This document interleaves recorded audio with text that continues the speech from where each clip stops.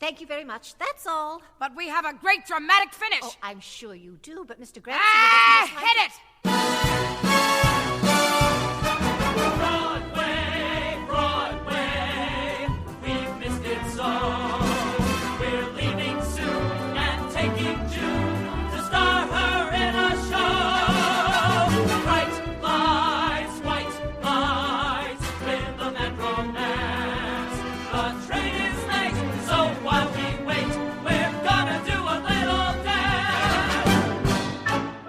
Hello, all you theater lovers, both out and proud and on the DL, and welcome back to Broadway Breakdown, a podcast discussing the history and legacy of American theater's most exclusive address, Broadway. I am your host, Matt Koplik, the least famous and most opinionated of all the Broadway podcast hosts, and this is our wrap-up for both 2024 and the 2024-2025 season so far. Your auntie here has seen all of the eligible shows for the Tony Awards, not counting All In, which I do believe is having Tony nominators and voters go to it, so it is technically speaking Tony eligible. Doubtful, though, that it will get any nominations, so even though I most likely will not see that, I think we can all sort of rest easy and know that that doesn't really count. That one is just a mulligan because it is 4 people in chairs reading short stories and charging $1 million for it, so I think we can just call that one highway robbery and move right the fuck along. One little thing we want to give our little shout out to, give our roses to, is we have a new review today. So before we get into the nitty gritty of all of this, let's give this person their flowers and read out their review, shall we? Just one moment. Let me get it ready to go. Okay, so please cue the Light in the Piazza overture. Perfect balance of commentary, history, and humor. 5 stars. Matt's reviews showed up on my Instagram feed a year or so ago, and I always found his perspective honest and accurate. Eventually, I succumbed and decided to listen to one of his podcasts, and I'm so glad I did. While most episodes clock in at well over 3 hours, I wouldn't say most, but plenty. I have found each to be a terrific balance of commentary, history, and humor. I worked in Broadway theater for 2 years out of college about 2 decades ago, and Matt's knowledge of the industry is entirely reminiscent of my experiences, as well as those of the friends I know who are still within it. I personally relish every episode where he covers the show I worked on back in the day. He provides a great glance backward with the gift of hindsight. Just listened to his Aida episode on the Problematic series. It is perfection. Now, as primarily an audience member who lives out of town but still tries to see most of the new shows each season, I find his takes on current Broadway and off-Broadway offerings so accurate. Oftentimes when I listen to a review after I've seen a show, he helps me reframe that experience and brings so much of what was swirling around in my head into greater focus. Of course, his reviews have also helped me decide what to skip and what to see. The podcast is a gift to all those who love theater or who want to see theater. Side note, check out his play, Yours Truly. I watched the entire reading online and found it really endearing as a modern take on some timeless experiences of searching for love and identity. Thank you very much. That is from Joe Hardy. What a wonderful, wonderful review. You guys really just, you guys get to me. It's really lovely to read these, and everybody wants to feel seen, right? Feel like what they do matters in some small way. But it's always nice to sort of get that back from you all. And you're all so smart and so creative and so articulate. It really makes me feel good that you choose to continue to listen to me. So thank you for that. And yeah, please get a chance if you haven't watched it yet. I'll put a link in the description box for this. The live stream of my play is going to be up for like maybe another month or so. We've just finished re-editing all the footage, so it's cleaner. All the audio cuts or all the audio drops that we had in the live stream are fixed, and some visuals are fixed because we have a cleaner product that we are sending out to a couple of different agents and producers, and once we start doing that, we don't really want the live stream readily available because it's just going to be too confusing for some people. So yeah, you have about like another month, I'd say, of it on YouTube, and you can watch it there. So without further ado, let's get into this season. I asked on the Discord channel, and if you haven't joined the Discord channel yet, I highly recommend that you do. It's a great place to talk about the season, shows you've seen, shows you're working on, questions you might have, or if you listen to this podcast and want to scream into your phone sometimes or your computer when I'm speaking or a guest is speaking, you can do so on the Discord channel. I read just about everything, so you can always let me know what you're thinking. And also you can ask questions of other listeners if something confused you, or if you have some information you want to provide for episodes.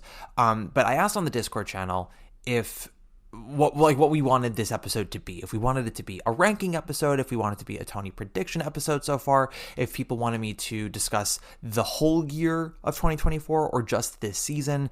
And I mean, obviously responses were all over the place, but the general consensus was to focus more on this season, with maybe a couple of asterisks for maybe some notable things in the year of 2024 that I just wanted to give a special shout out to, as well as any specific off-Broadway things this season I wanted to give a shout out to. So let me get the asterisks out of the way. I would say, first and foremost, my number one favorite thing I saw, not only this season, but this year, was Cats, the Jellicle Ball at the PAC Center. It was just, or I guess PAC, yeah. Sorry, at PAC. It was so fantastic, and it was honestly both sides of revival, where it was both very respectful of the original material. They didn't do much alterations to it. They most of the text was still the same. The music was relatively the same. They added, a couple of club beats to some songs, but nothing was unrecognizable. I would argue, musically speaking, it was still like 85 to 90% the score of Cats as you know it. And yet it was this wild take on it that not only worked, but just also made the show more engaging, more fun.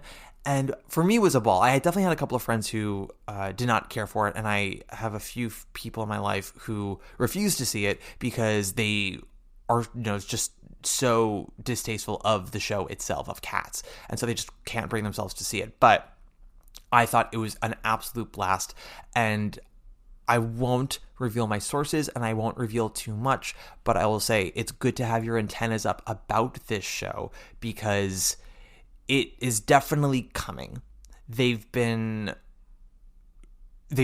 figuring out exactly what the path is for it. I know that when they were still at PAC, Andrew Lloyd Webber didn't want it coming in this Broadway season because he didn't want it competing with Sunset Boulevard, which turned out to be a very wise decision.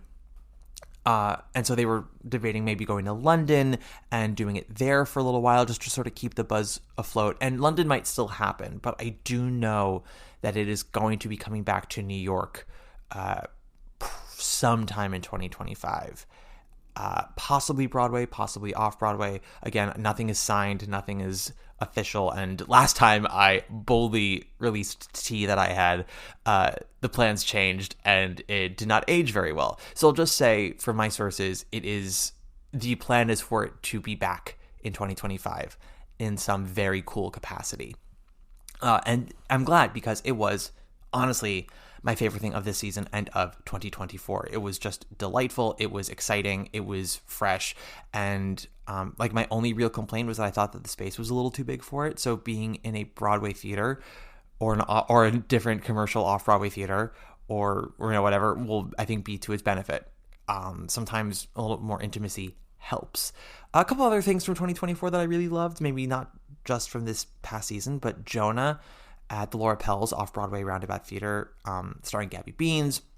As I mentioned a while back, that was my introduction to Danya Taymor as a director. I had not seen Passover. I did not see Daddy.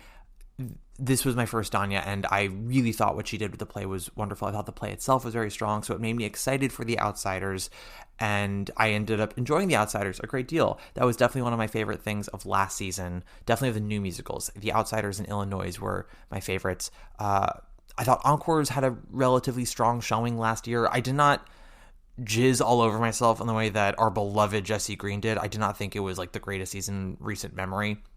I thought it was a strong showing. Nothing was a dud. But also, nothing totally blew my mind. Jelly's Last Jam probably came the closest. It had 4 or 5 numbers that were really, truly phenomenal. including Leslie Uggams just parking and barking at like 81 years old. But Jelly's Last Jam was definitely inconsistent. It had amazing highs and some kind of dull lows. Once Upon a Mattress was a perfectly lovely encore showing that I think showed some of its wear and tear on Broadway. Flew a little too close to the sun. Not that you would know it from some of the reviews that it got, but I think you would know it from its box office returns and just sort of the impact it had on this season, which we'll get to a little further along. And then Titanic, I thought was musically really strong. The orchestra was phenomenal. We had some really wonderful singers, a couple of miscast singers, in my opinion, but overall a strong showing. And I thought Anne Kaufman really understood the assignment of doing Titanic and encores. It is about the music and about giving as clean and understandable a presentation as possible.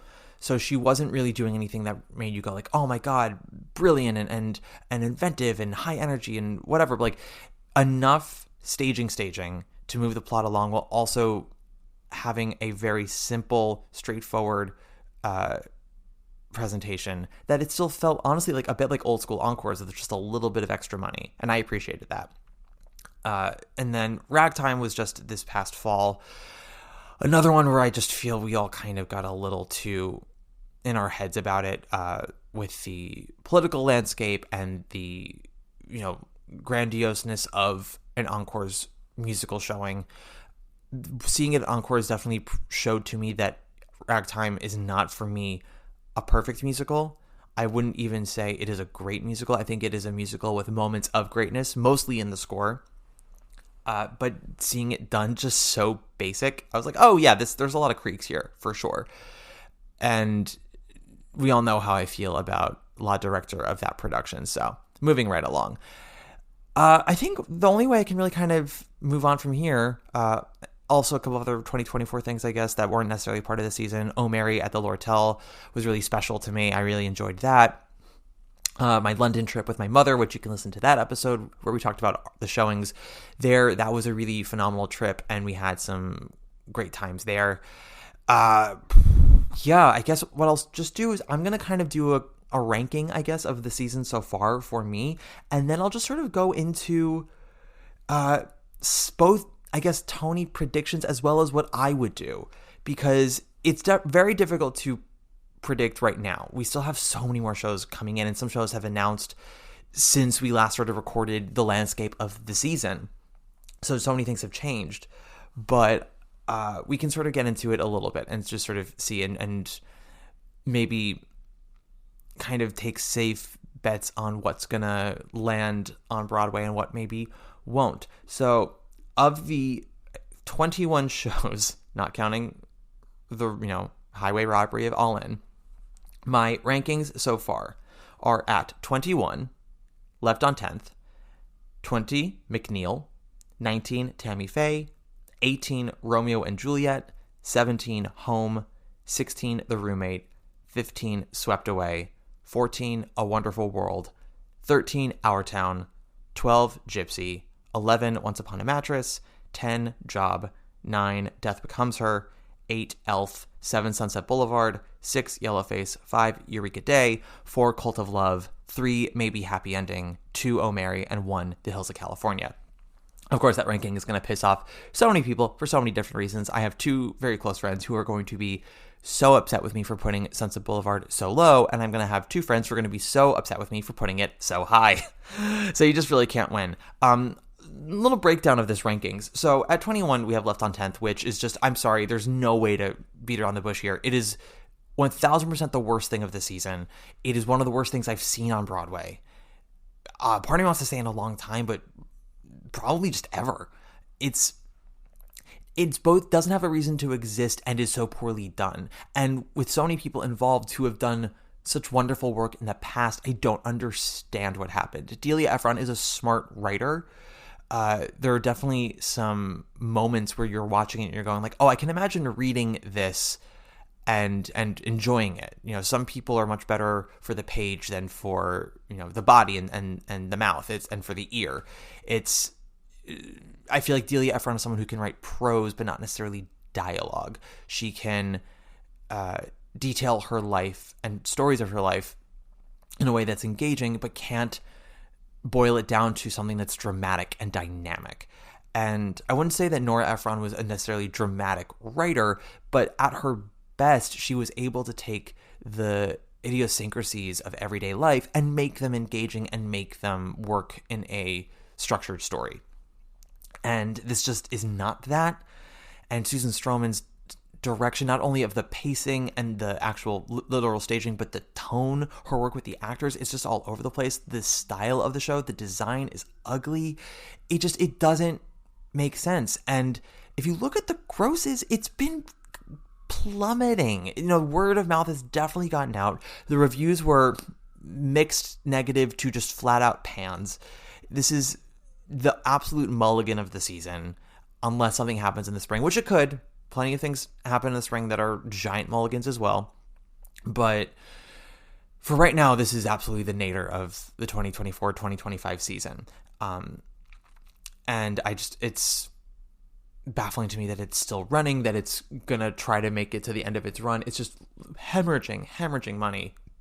And is kind of embarrassing. Like, however you feel about the performances or them as people or actors, for Peter Gallagher and Juliana Margulies to go out 8 times a week and play to 30% capacity of the Jones Theater, which isn't the largest theater. It's about a little under 1,100 seats, but the way that it's spaced out, it feels so fast. So when you're playing to half capacity there, you feel it. So to play to a third capacity is just devastating and humiliating.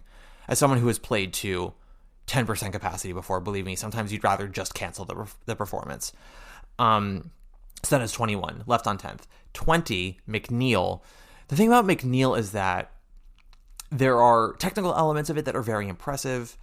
There are no performances in it that are bad. Robert Downey Jr. is very comfortable on stage, and he's very good at playing a dick. It's just sort of this, not totally charming, but like not hateful on the surface, egotist and misogynist and just douchebag all around. I don't think that the play, though, has much to say about AI, which it's very obsessed with. It doesn't have much to say about the creative experience, about relationships, about being an artist, the need to create, as well as the fear of when your well runs dry, as well as the bit of narcissism that is involved with any artist, actor, writer, director, painter, what have you, podcaster. It's both a combination of, this is what makes sense to me, this is what I love to do, but also I need someone to recognize it and to tell me that it's good. There's that like little broken part of you as an artist that's like a little narcissistic, and it doesn't really explore any of that. If you listen to the 9 episode with me and Kevin Duda, 9 explores that much better. 9 isn't perfect. It is definitely a watery book, but it explores the emotional and mental elements of this artist, of this egotistical, broken man, and the women in his life, much like McNeil. And McNeil just doesn't do any of it, or at least any of it well. It doesn't do it humorously. It doesn't do it contemplatively.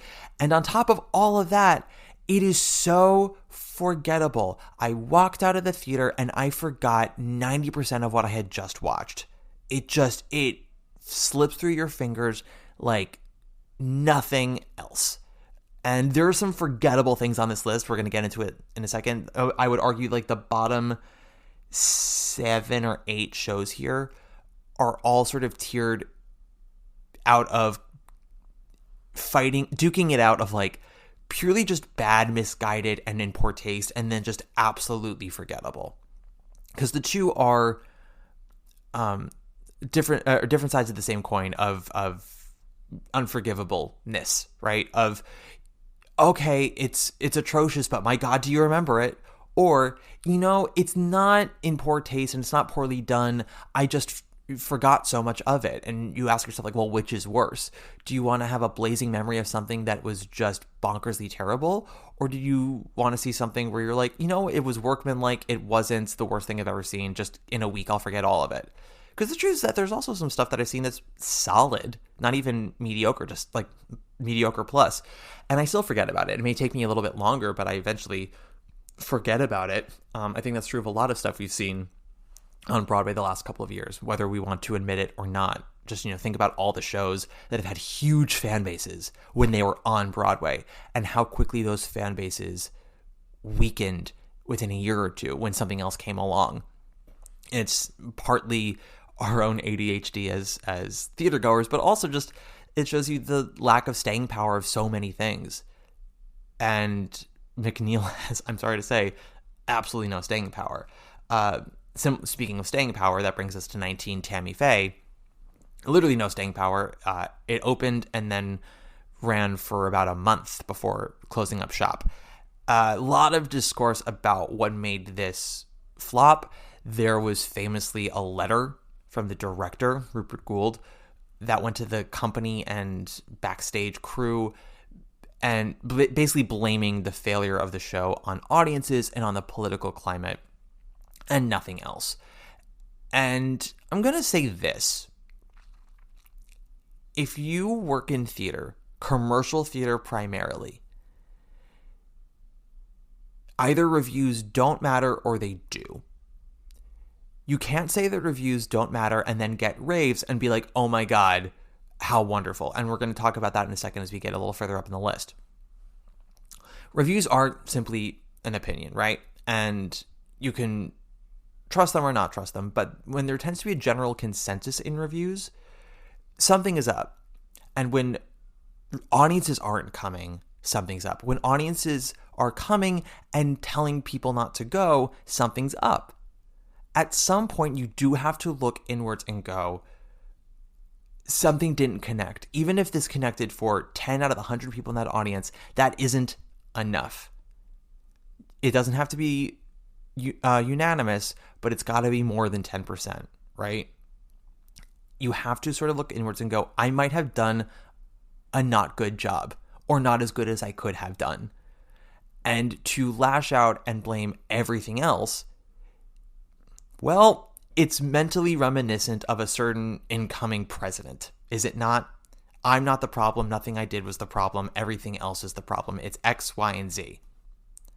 Sometimes you did a bad job. That doesn't mean you're a bad artist. It doesn't mean you're bad at what you do. But this is a very tricky art form. It's not a science. This isn't baking. You can't get it exactly right every time. No one's gotten it exactly right every time. Sondheim didn't get it right every time. Rodgers and Hammerstein didn't. And they acknowledged when they didn't. Or at least they acknowledged when they could have done it better. And we've seen this happen so much lately. We talked about this last season with a fucking Lempicka discourse of blaming critics, of blaming audiences that aren't open-minded and willing to take chances, of blaming the economics of Broadway. And yes, they all definitely make matters worse. But at the root of all of it is the thing that you made. And if an entire group of critics didn't like it, if audiences are turning away from it, it's not a conspiracy. Even if it's working for some people, something is up. The incoming president is working for some people, right? There is no way to comfort yourself with something like that. You have to look at the bigger picture and also not define yourself by that failure. It is a part of your legacy now, and to try to spin it so it's not a failure doesn't help you, because then you don't learn from it. And with Tammy Faye, there is so much here that is just misguided or underbaked. It is an American story by an entirely British creative team, which gives it an emotional and mental distance. It's people who didn't live through any of this, and thus don't really know what they're talking about. They research, they might have seen some of it from afar. It might fascinate them, but they don't really know it that well. And there isn't enough excitement or point of view about it to make up for the fact that it wasn't lived in. I mean, speaking of British teams talking about something that they didn't live through, Evita is an entirely British it's not entirely British writing team with an American production team on Latin American politics that they did not live through. They were alive when it happened, but it was not their country. It was not their story. But they had a point of view about it, which gave it a reason to exist, and they infused it with theatricality and energy and heat. And even if some of it were wildly bold swings that don't land for everyone, they are defined swings. Tammy Faye lives in this muddy gray area of not having a point of view while also wanting to be incredibly smartassy about its viewpoints on religion and American politics and consumerism and media. But it doesn't actually have anything to say. It sort of always presents everything with a cheeky tone before then turning on a self-serious tone, and none of it gels. None of it gels. There is some impressive staging. The design is neat, but I do think a lot of the reason why it landed better in London, London audiences don't know much about this story, so it was fresh for them. It was in a theater a fifth the size of the one it moved to on Broadway, and that immediacy helps so much with the energy of a show and with an audience's forgiveness of any flaws. It's harder to see all the flaws when you are wrapped up in it. When you are in an intimate theater, it's not that you're up close, it's that you are in it. And when you're in it, it's harder to see the forest from the trees, you know? When you have a 1,700 seat house distance, you can see, it's not a Monet where like you take the distance and the blotches turn into water lilies. Like, you start to see all the areas of the tapestry that are unfinished, and it just doesn't work. The best things I'll say about it is Katie Braber, is that her name? Braber, who plays Tammy Faye. She's a very talented actress who really gave her all in this performance, and there was a lot of gravitas to it, a lot of heart to it, and you know, she sings her fucking heart out in it. Katie Braben. I would also say her performance is not actually giving Tammy Faye. There's no accent, there's no stylization. And as someone who, you know, watched the documentary and watched the Jessica Chastain movie, for that Jessica Chastain movie to be so close to our consciousness, to then watch Katie Braben do nothing remotely like the idiosyncrasies of the real life Tammy Faye makes you go, then what are we doing here? You don't look like her, you don't sound like her, you aren't even acting like her. You kind of sort of look like her third cousin.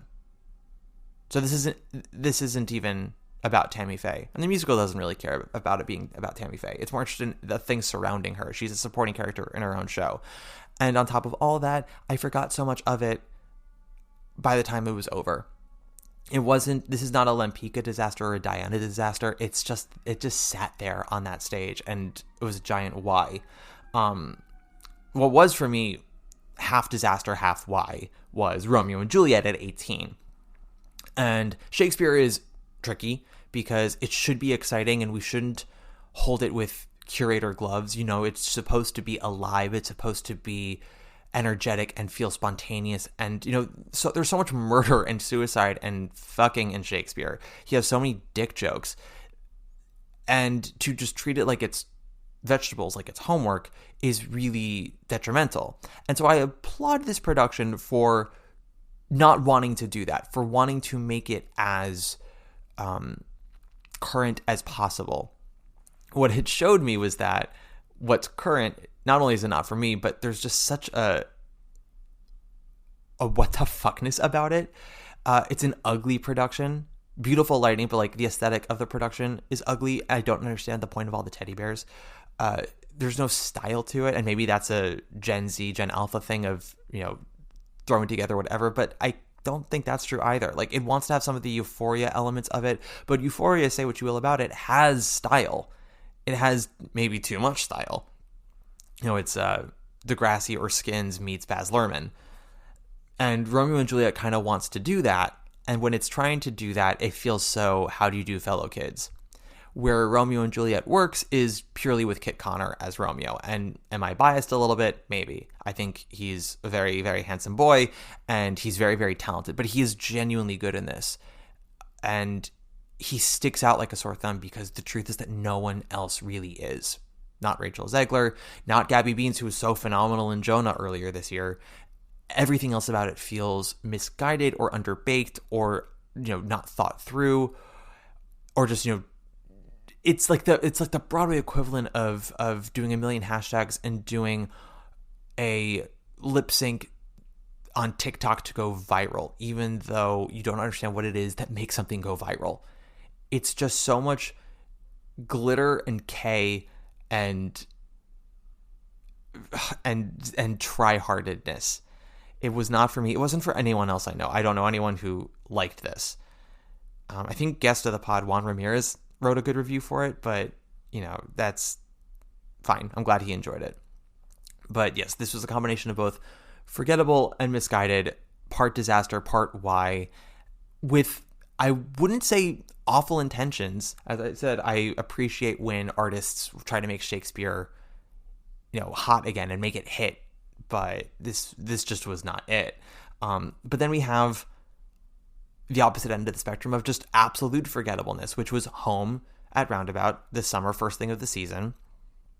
I know I spoke about it on the podcast. I saw it. I have vague memories of it. I gotta tell you, it's really hard to remember this show. I don't remember it being bad. I remember the two featured actresses in it were quite strong and showed a lot of versatility. They played a bunch of different roles. I didn't think that it was aesthetically ugly. I appreciated the speed with which it was done. I think too many shows right now are lounging in their sluggishness. But it's missed so hard for me in the sense that just like, not only could I not connect with it on an emotional thematic level, which is fine. I don't need to, and I don't think it's written to do so. But as a production, I just sort of sat there. I was like, okay. Again, nothing that made me go, God, what were they thinking? This is awful. Just like, could not give you a specific moment of the show to save my life. Should that alone put it at the very bottom?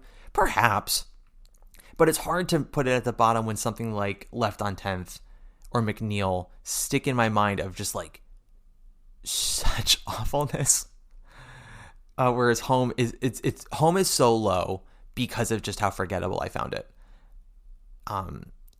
If it were slightly more memorable, it would probably be up 3 or 4 spots because it wasn't amateurish, it wasn't misguided. It just sat there like an egg, and everyone in the audience was the same. Everyone applauded. This was maybe the only show of the season where there was no standing ovation when I was there. Not even a partial one. Even Left on 10th got like a half semi-standing ovation. This was just everyone applauded kindly on that Saturday matinee, and then we moved on. I'm going to move on to The Roommate just for a quick second at 16, and then we'll take a quick break. The Roommate is just another one where not necessarily super forgettable, but a giant why. I'm not entirely sure what the point of this play is, both in what it's trying to do and its existence. You could argue it's just a vehicle for two women of a certain age to, have some fun. Totally understandable. Not enough to be an hour and 45 minutes with no intermission.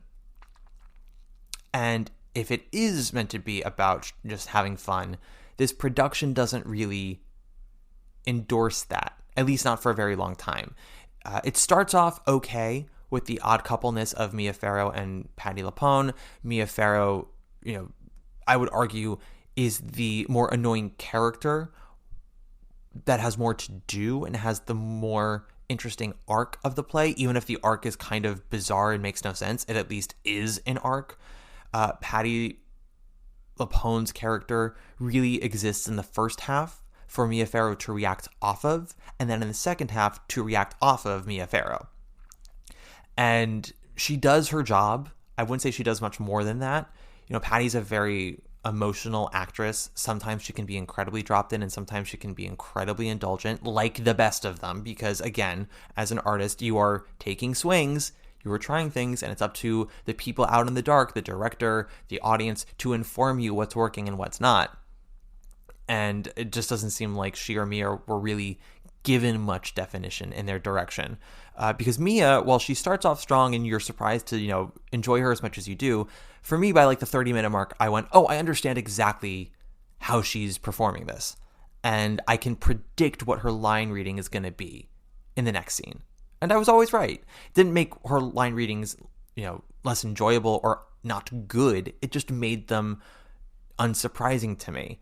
And that made the performance actually go on a lot longer because I just sat there knowing how it was going to be acted. Even if I wasn't quite sure where the plot was going, the plot, quote unquote, so to speak, I knew how it was going to going to be performed for me.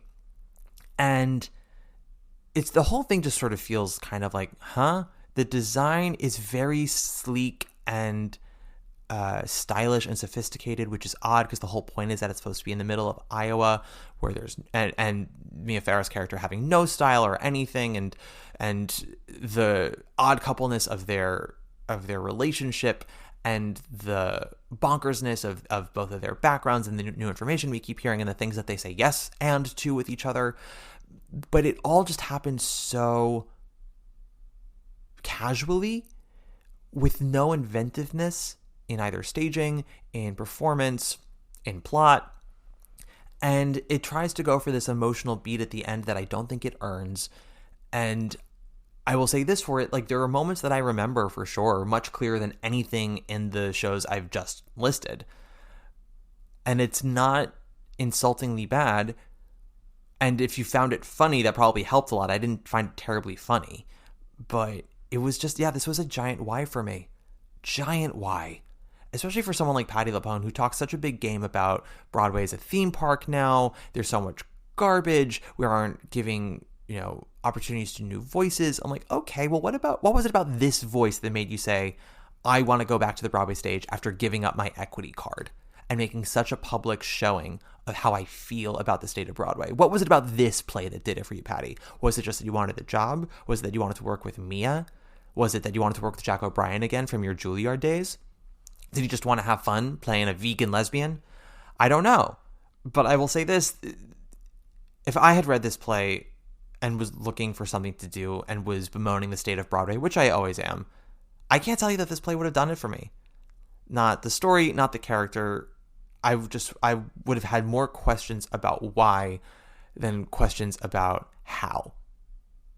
And that's where I am with The Roommate. We'll continue on with the rest of the rankings, and then we will do Tony's right after this break. Billy, I beg to differ with you. How do you mean? You're the top. Yeah? You're an arrow color. You're the top. You're a Coolidge dollar. You're the nimble tread of the feet of Fred Astaire. And we back. So next up in our rankings, we had left on 10th, McNeil, Tammy Faye, Romeo and Juliet, Home, The Roommate. Next up at 15 is Swept Away.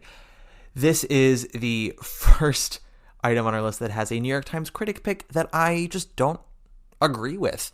And I know the show has its fans. I know that on social media there was a big push about it closing and then getting extended for 2 more weeks due to, ticket sales just skyrocketing for the last performances. I don't know if you guys actually are following the grosses these days. It's always fascinating to look at for me. If you look at Swept Away, which had, they announced that they were closing like 10 days before the closing date, maybe a little less than that. Maybe it was like they had 10 performances left. And they made a big to-do about how the ticket sales just skyrocketed. So due to public demand, they, extended by 2 more weeks. And the grosses went up for that week of what was supposed to be their closing week, not by so much that it made sense, but like a solid 150K, something like that. But then if you looked at the grosses for the week after, the first of their, 2 extended weeks, the grosses went down, which goes to show that this is a case of, many critics, despite the New York Times critics pick, a lot of critics were very mid on the show or even negative on the show. And a lot of public, word of mouth on the show was mixed to bad. The only thing worse than bad is a mixed word of mouth, because with ticket prices the way they are, and with so many other shows to choose from, for someone to be like, it was okay, if you have time, maybe go see it. Like, that's the surefire way to get everyone to say no, especially if the show's trying to get them to pay anywhere from like $90 to $350 to see it. And Swept Away for me was, there's good here. It's a strong cast. I will always love Stark Sands, and he's wonderful in this. I think that this is the beginning of the return of Michael Mayer as the director that I love. Not a full return, but the beginning of it. I think that there's some solid choreography. I really loved what they did with the shipwreck. I think the treatment of the music is very well done. I think that the singing is great, and there's some solid arrangements. The orchestra sounds good, and I think it's designed very well. The lighting is gorgeous. The set reveal is fun. The problem is that for me, it's all lipstick on a pig because I think the book is terrible. I think the book is so boring. And I don't say this to be mean. I don't say this to be judgmental. You know, I was so excited to see this. I had heard such wonderful things about it in DC. I know people involved with it. And I had some friends on, you know, who posted on social media how much they loved it. And then I went to go see it with Gunkle of the Pod, Adam, and we had great seats. We had press seats, and I was excited for like the first 10 to 15 minutes. I was like, ooh, is this like a ghost story? Oh, what did John Gallagher Jr. do? Because they're hinting at, you know, that their story needs to be told and tell everyone what he did. I was like, okay, what's going on? What's going on? And after the opening number, when we flash back and everyone's on the ship, like it kind of started to slowly die for me. Like the air was slowly getting let out of those tires. And then by the shipwreck happened, and that was great. And then we were in that boat with the four of them, with John Gallagher Jr., Stark Sands, the Twinkie brother, and the captain. And time moved by so slowly.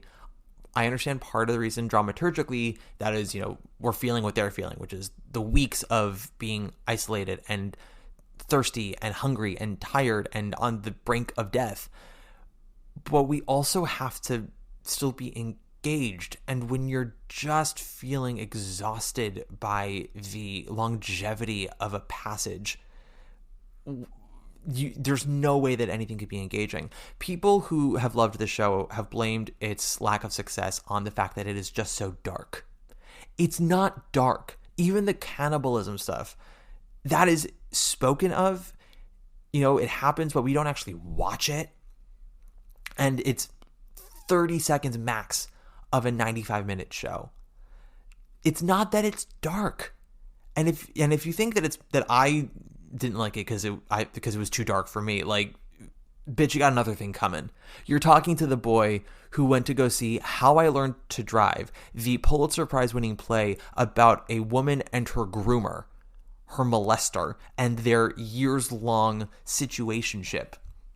Saw that with my mother 6 months after I finally told her that I myself was groomed by my now dead voice teacher. If you think that Swept Away was too dark for me, kindly go sit in the fucking corner and read a book, because I don't know what you think dark is if you think that this is dark. Cannibalism for 30 seconds of a play that is simply narrated is not dark.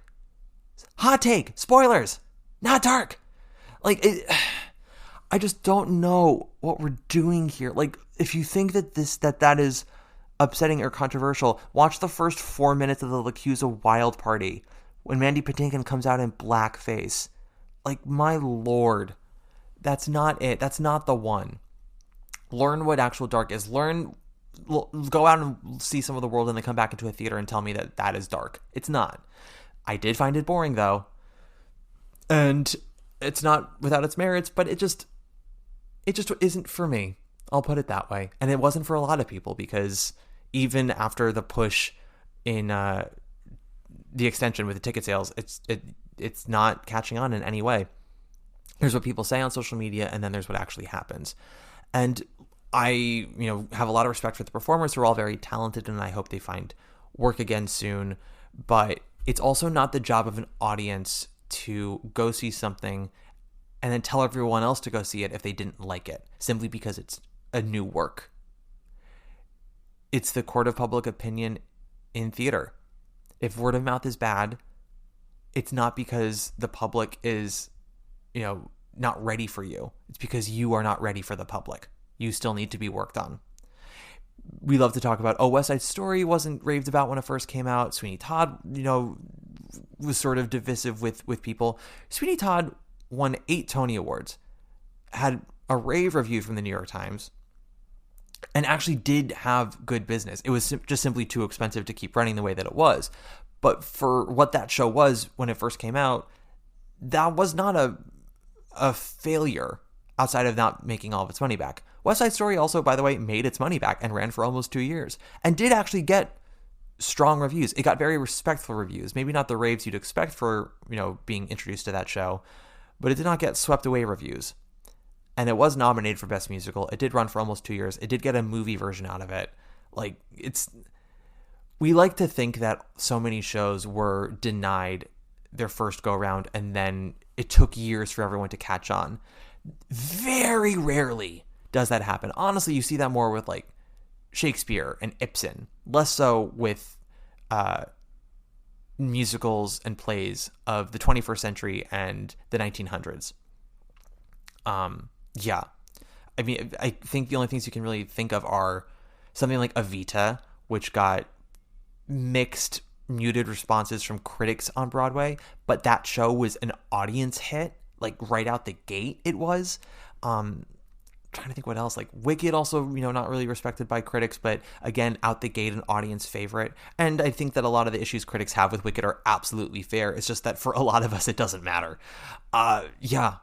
So I really don't like this lack of accountability. Sometimes it's good to just take a moment and be like, this hurts. I really believed in this, but maybe there are things that I didn't see when working on this that I can focus on for my next project. Always be better. Always be better. Yeah, moving on. Number 14, A Wonderful World. The Louis Armstrong musical. I don't really have much to say about this one. It's slightly better for me than Swept Away, if only because I think that there's, more exciting music, more exciting choreography. Worse design, though. Swept Away is a better design show than Wonderful World, and probably has overall better performances. I think that A Wonderful World, unfortunately, is weakened by its central performance from James Monroe Iglehart. I understand that the other James, his standby, is stronger. The women, the four wives of A Wonderful World, are really the reason to see this show. The book is passable at its best and an afterthought at its worst. But there are some solid moments. It's not a total discard, but it's not terribly good. And that's all I have to say about Wonderful World. Next up is Our Town at number 13.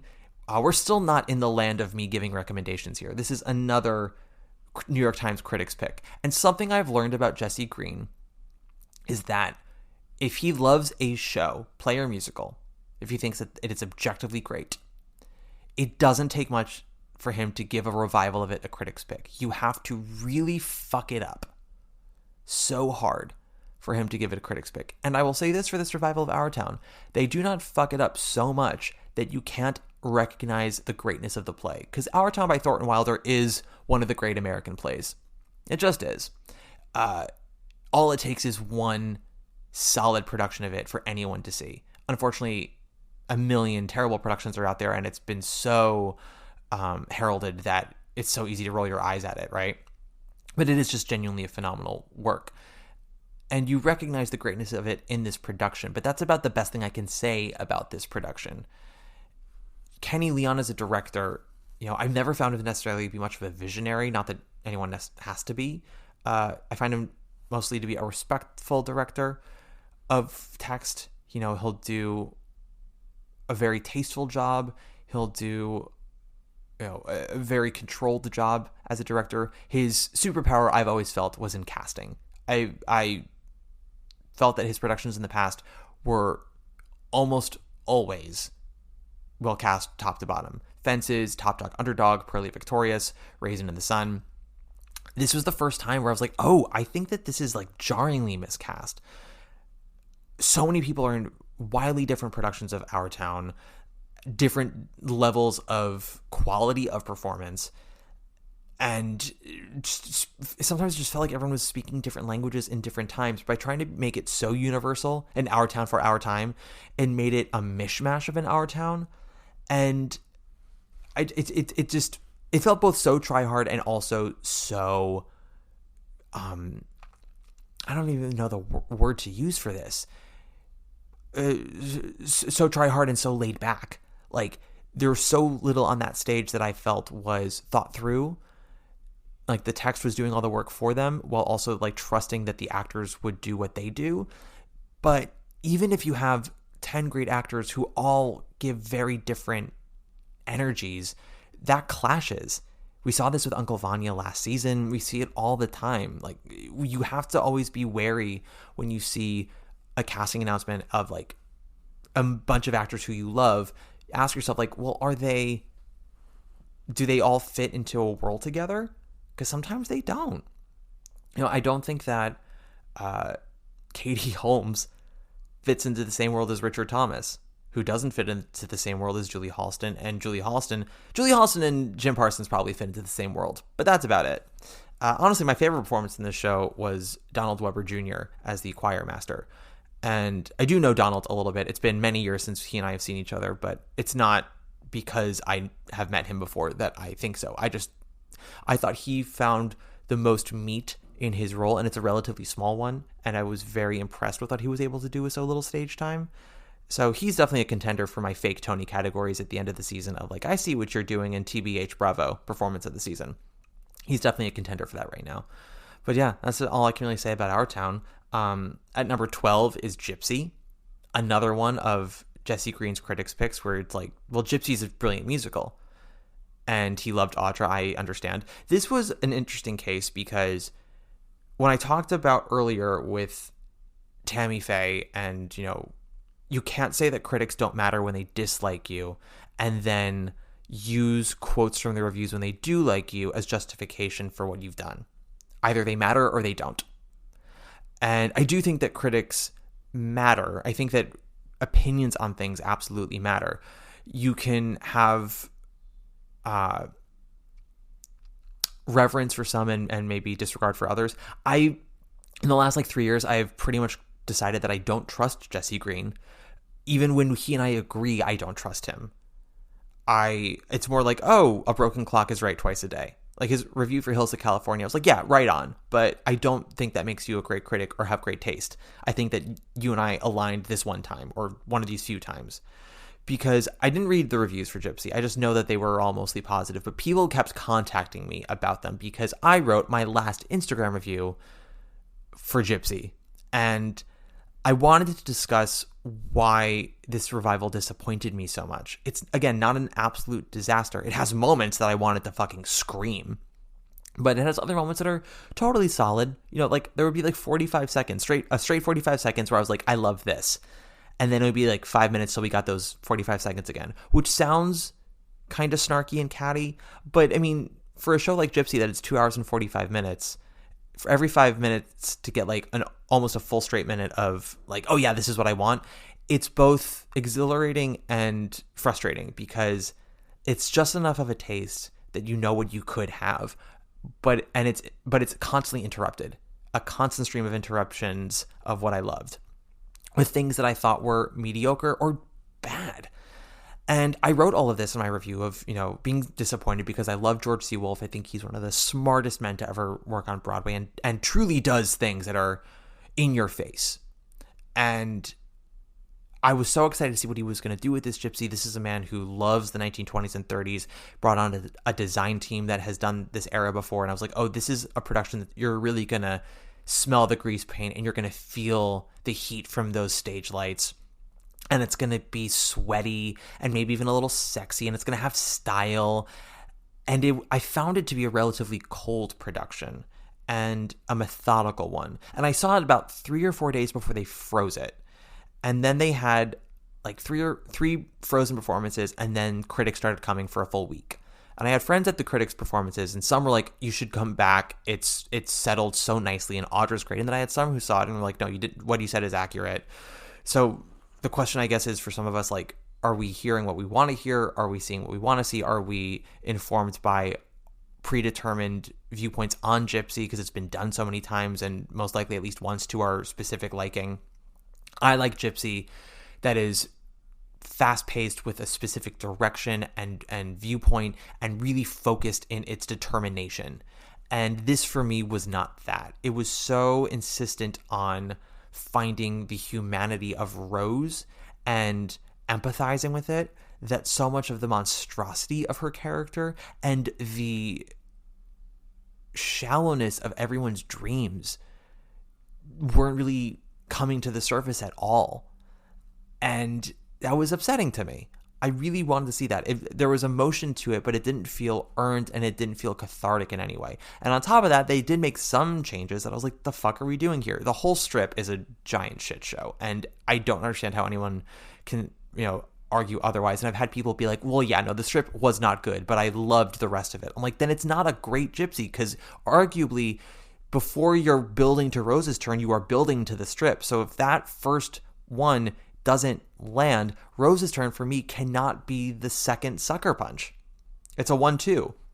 So if the first punch doesn't hit, the second one won't hit as hard. And it didn't hit as hard for me. But because of my review, and then because of the reviews of all the critics, people were sending me a lot of thoughts about it. Apparently many of the reviews, while being positive, supposedly what everyone said was that they read like raves for Audra and then sort of mixed on the production. I specifically did not mention Joy Woods in my written review because of the 3 leads. She was the biggest miss for me, and I just didn't need to spend as much time on that. I thought that sort of just lobbed in with all the things I had issues with about this production. And people sent stuff to me and said, a lot of reviews also just don't mention Joy. Even if they were raves for Gypsy, they just didn't say anything about her performance. And I think that's very telling. There are 3 principal roles in Gypsy. It is Rose, it is Herbie, it is Louise. Rose is obviously like the big star performance, but Louise is technically speaking the title role and the second most important part of any production. And if you have reviews that just aren't mentioning Joy's performance, then that says something about Joy's performance. That also says something about how successful this production actually is and how much you can actually trust any of those critics. And I'm sure there are people who loved Joy's performance. I'm not, going to ding any of them. I think Joy is a very talented woman. It's just I didn't understand anything she did, and she is terribly undermined by the creative choices of the strip. And I'm not going to blame her for that.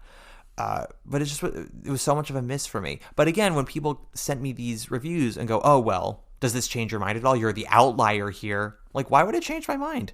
I saw what I saw. I had a reaction to it. I expressed it. I will say I may go back in the new year to see it just to see how things have settled since I saw it. Because I'm sure that Audra has gotten much better since I saw it. She wasn't bad when I first saw her. She was 35% there. And this other 65% wasn't bad. It was just she needs to work on this stuff. She hasn't spent as much time and thought on this as she has on the other stuff. So I'm sure she's constantly getting better every day, and I'm sure that the show has gotten tighter. But, unless they overhauled the strip, they redid all the choreography, they reconfigured the sets so there isn't as much dead space, I can't imagine that my opinion is going to skyrocket to a 10 out of 10 or 9 or 8 out of 10. It might get to a 7, maybe. We'll see. But remember that, because a couple of you guys sent, DMs to me about the reviews, and I've had friends send it to me and people follow me on Instagram. Just the attitude of, oh, well, critics pick, rave by one, and, so many other critics really loved it. Does this make you second guess yourself? It's no. If you saw it and didn't like it, does it make you second guess yourself? Because I'll tell you this, there's a lot of people in the community that also don't like this production. There's always a difference of what's on social media and what is said, and I will talk about that as we get further towards Tony's. Next up at 11, Once Upon a Mattress. Slightly better than Gypsy, not by much. Gypsy's, of course, the better musical, and I think had more high points for me than Once Upon a Mattress, but Once Upon a Mattress was sort of consistently mid to weak mid. And another critic's pick that I just didn't understand. It was finely delightfully fine at Encores. And then once we moved to Broadway and they were like, oh, we don't need to do anything with it, it worked there. I'm like, no, it doesn't work as well. It's the Encore's, copy-paste financial scheme. They're trying to have one show a season transfer by, making it as cost-effective as possible. And it's not as good. There's no viewpoint. There's no style. There's no flair. There's no speed. It is come on stage, go off stage. It is PS 122 does Once Upon a Mattress. Next up, Job at number 10. This is where I start in the sort of semi-recommendations onwards. Job has 2 amazing central performances, Sydney Lemon, Peter Friedman. The 2 of them do absolutely phenomenal work. And there is a lot of style to this show. The set, the staging, the use of sound effects, really inventive, really clever. And I was very impressed by that. The play itself impressed me in terms of, where it went, what it was trying to tackle. I think that the playwright and the director have very big careers ahead of them, and I look forward to seeing what they do next and what they will continue to do, because I think because this is just so recent and we haven't seen the other entries yet, Job is at the moment like that's their one, and so we are kind of defining those two people by this show. I am gonna make a very educated guess and say that in like 10 to 15 years we are really just gonna look at this as a fascinating impetus for their careers of like, oh, that's what got them started. I can totally see the origins of where they are now from this play, but I think their careers are going to give us even better offerings than this one. It's not a bad show, but it is one where I was like, this is a really interesting cook, but it doesn't totally satisfy. And I think that these two, are they both named Max? Let me find on IMDb. I think it's Max and Michael are the two gents. It's yes, it is Michael Hurwitz is the director and Max Wolf Friedlich is the writer, and I think both of them are going to continue to do really cool, awesome stuff, and I look forward to seeing what they are. Next up at number 9 is Death Becomes Her. Again, this is sort of like a semi-recommend for me. At the center of it, once again, we have two central performances that rock. We have Megan Hilty, who is giving a wonderful comedic performance, and then we have Jennifer Simard, who is finally in her element at the center of a big, big musical. I had only really heard of Jennifer Simard through Seth Rudetsky Playbill videos prior to Disaster, and then when Disaster happened, I was like, oh, this gal is the fucking real thing, and has continued to prove that to me ever since. And so to have a big musical that utilizes all of her talents is so exciting for me, and I'm so happy to see her flourish in this. I think that Megan probably has better material in the show, but I think that Jen does more interesting work with the material that she has. This is also a big budget musical. It's very spectacle heavy and very well designed, tasteful in its garishness, I should say, because it is ultimately a drag queen show, but it works. I think that the choreography is fine. I wish that Chris Catelli were more of an inventive comedic director. There are some gags that are great, but there is a lot of scene work and some song work where it could absolutely be tighter. It could be more bit heavy. Some moments are funny. They could always be funnier. And yeah, I think this will last for a minute. It's doing well. And it was relatively well received. I'm not mad about it. It's currently a number 9, but I think as the season continues, we're going to see it get a little lower. Number 8 is Elf, which was just such a fucking surprise for me. This is where we definitely have definite recommend upwards.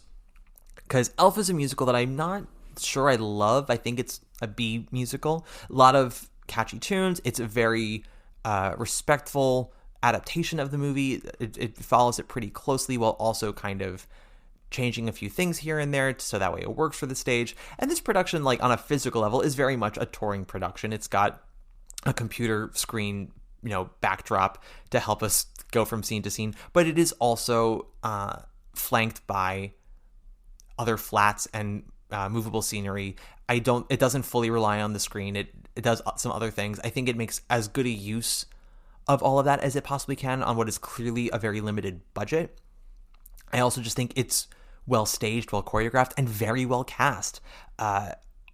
This is really my first exposure in full to Elf, and I wonder how I would have felt had I seen the first 2 incarnations of it with Sebastian Arcelus or Jordan Gelber, I think was his name. Gray is just so perfect in this role, and I think everyone around him is also doing such lovely work that it does elevate the show and was really just a wonderful bomb and really what I needed, especially after having seen a couple of disappointments right before it. I was very happy with this show, and I'm sure I will think less of it down the line. Lord knows I've done that before, but in this moment right here, right now, I thought that Elf was very sweet, more charming than it had a right to be, smarter than it had a right to be, more creative than it had a right to be. I don't mean to say that it is like the ultimate revival of the year or the ultimate adaptation of a movie, But, like, you know, you gotta give credit where it's due. And if we're saying that not everything has to be groundbreaking so long as it's well done, this isn't groundbreaking, but I thought it was relatively well done. Good on them. And number 7 is Sunset Boulevard. This is another one where it's so fascinating because I read Jesse Green's review and I was like, he's not wrong, but I also don't trust him. Like, have you ever done that where, like, you're reading a review where you're reading why someone didn't like something? I'm sure a lot of you have felt that way when you're listening to me talk about shows, because you say so in your podcast reviews. But, like, you're reading it and you're like, yeah, no, you're totally right. Ultimately, it didn't matter for me. And that's sort of me with Jesse Green's review for Sunset Boulevard. I'm like, yeah, I hate this musical. I do objectively think this musical is bad and does not understand the movie at all. It understands the aesthetic of the score for the movie. It is smart enough to recognize not to fuck with the story too much, but ultimately I think it doesn't understand a lot of the nuances and meta humor of the movie. And this revival doesn't really care about the musical all that much, and does a lot of wild things. Ultimately, though, I think that all those wild things are rooted to getting back to the movie, which is why I think the revival is more successful for me than it is for Jesse Green, is that I see it more as a live show of the movie than as a revival of the musical, which sounds like a bunch of word salad, I'm sure, but that is how I kind of view it. This is less of a respectful production of Andrew Lloyd Webber's musical and more of trying to genuinely bring the excitement and weirdness of Wilder's film to stage. And, you know, we've talked about it enough. I have that review of it already, but I can't tell you if it's all great. I can tell you that it's all very fun. I have my caveats. I think the tempos for all of Norma's stuff is way too slow. And I had someone comment on my review for Instagram where I said I understand why they've slowed down the tempos of, like, everything is slower in Norma Land. She's reveling in the past and thinking differently of who she is, and just Norma works in a different medium than everyone else. But it is still too slow. And this person's like, here's my dissertation on why the tempos work, and then just said what I said 10 times longer. And I didn't respond, but it's like, yeah, no, I get all of that. I'm just saying, pick it up a couple of hairs. I'm not even saying get it to let's have lunch speed. I'm just saying, like, As If We Never Said Goodbye is like 7 minutes long now. You can make it 6. It's so easy. Because normally that song runs for 5. So just make it 6. Don't make it 7. You don't need it to be. But yes, and Nicole, her real life aside, is just objectively phenomenal in the show. It's a hard role to get right, and she gets it very right. And number 6 is Yellowface, a very smart, surprisingly very funny play that kind of falls apart for me in its third act, but ultimately I didn't care that much, with a very strong ensemble. Lee Silverman's direction is very good, and especially making what is an intimate play that should really be in a 200-seat house work as well as it can in a 700-seat house.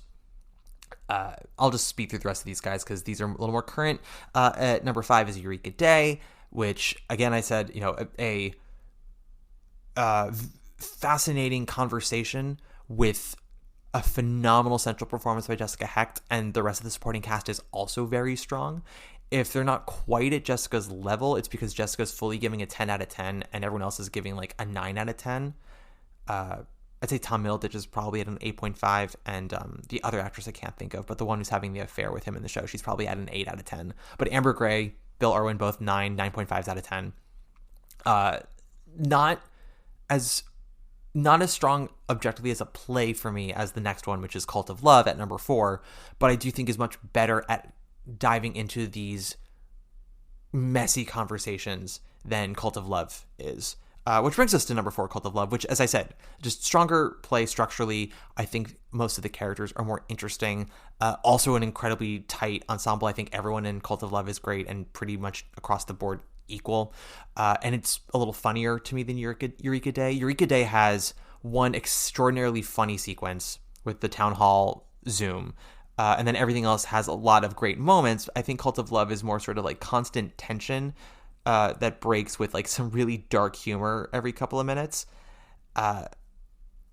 And like Eureka Day, I think that it doesn't necessarily fall apart so much as the last 5 minutes of both plays. I'm just sort of like, okay, like Eureka Day has a very hilarious, very timely, very pointed image for its final scene, and then it continues for the next like 3 or 4 minutes, and you're like, okay, that's how it ended.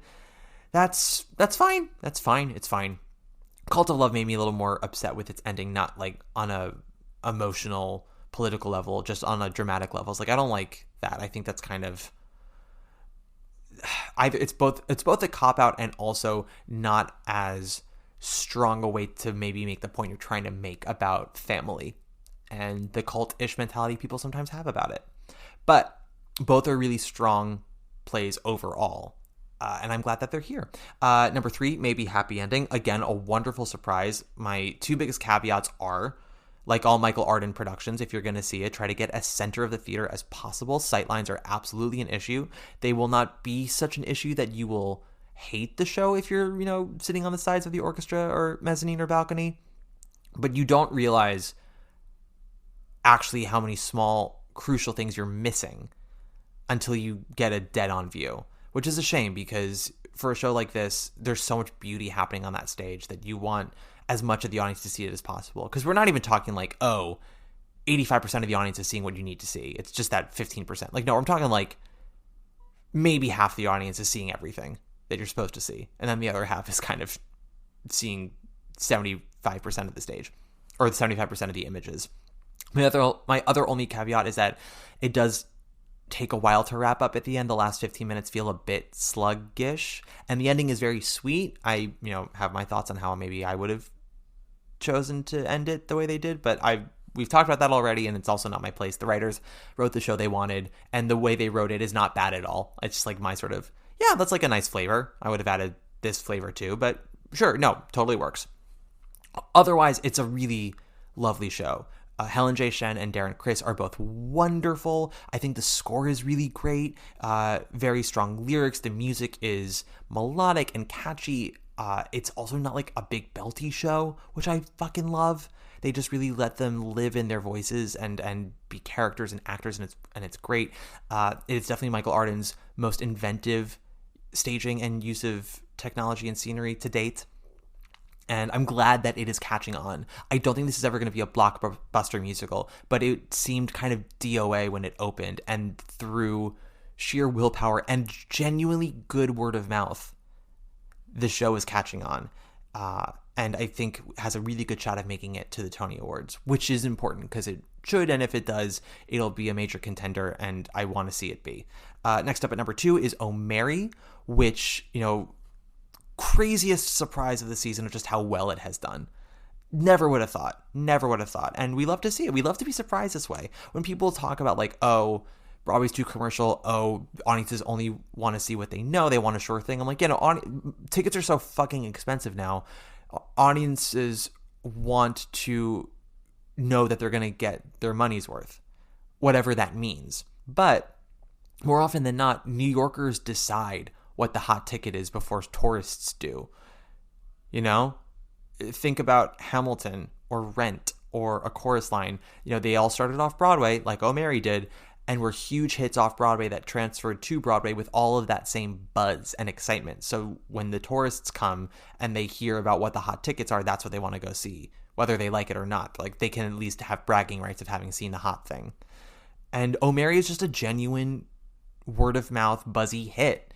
It's not propaganda. It's not because it's big names or a recognizable title. It's an 80-minute show with 4 actors. Like, the 2 most famous ones, Conrad Ricamora and James Scully, are not marquee names by any means.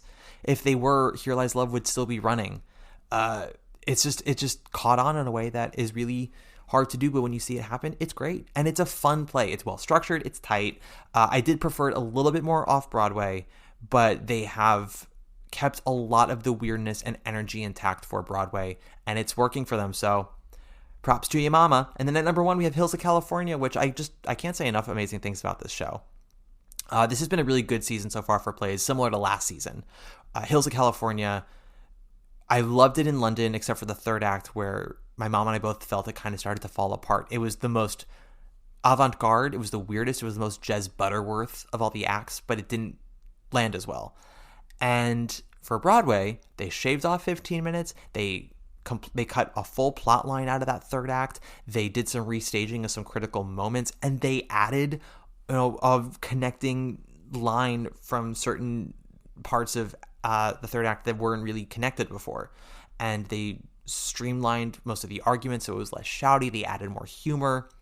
They added more love and awkwardness and tension. And it just... it's one of those rare cases where something comes from London, where a British show comes from London and actually improves when it gets here. And I also love that Sam Mendes and Jez Butterworth didn't rest on the fact that it was just transferring and they felt they didn't need to do anything with it. Like, they still worked on it. They reattacked that third act to make it better. And it paid off for them. The show was not a financial hit, it never sold out. They didn't extend in any way. And not every critic loved it, but enough critics loved it. And I'm sorry, but everyone I've spoken to who's seen it loved it, really loved it. And I think that it's going to be reflected in Tony nominations at the end of the season. And they certainly reflect in my Tony nominations, which gets us into both sort of my predictions and also what I personally would nominate, which I will get into after this break. Billy, I beg to differ with you. How do you mean? You're the top. Yeah? You're an arrow color. You're the top. You're a Coolidge dollar. You're the nimble tread of the feet of Fred Astaire. And we're back. So let's talk about sort of Tony Awards in general as we head into 2025, the second half of this season. The Tony Awards will be approaching sooner than you know it, and we will be having some, pop-up episodes before nominations happen. We'll do like a way too early prediction episode. We'll do a couple sort of charting episodes, maybe some even look-back episodes. And, when we do our Tony stuff, we talk about, you have to kind of look around and get a sense of what the vibes are. It's not just about reviews. It's not just about box office. If it was about box office, Great Gatsby would have swept the Tonys. If it was just about reviews, it would have been Illinois sweeping the Tonys. And you can't go off of just like what's a critic's pick, because look at the best musical race last year. We had Illinois, Water for Elephants, and Hell's Kitchen as the three critics' picks of the best musical lineups, and The Outsiders won Best Musical, with Suffs winning book and score. And, play, obviously, we had Stereophonic sweeping, or doing very well, I should say. But it doesn't always happen that way. It's not just about, what the New York Times anoints. It's not just about what the critics like. It's not just about what's selling. It's a combination of many things. And more importantly, what people are excited to get behind. And sometimes with a new musical, the Tonys really will want to award an original work that has an original score, an original book, not just a jukebox show. If you look at the past, they have awarded jukebox musicals Best Musical a small handful of times in the last 50 years. Jersey Boys is the last real genuine one. Moulin Rouge won during the COVID lockdown year, nothing since then. MJ got pretty close, won more Tonys than A Strange Loop, but A Strange Loop did end up winning Best Musical in the end. And I'm sure we can see that happening this coming year. Of the musicals that have opened so far, I think we have maybe Happy Ending as a definite nominee for both musical, score, and book.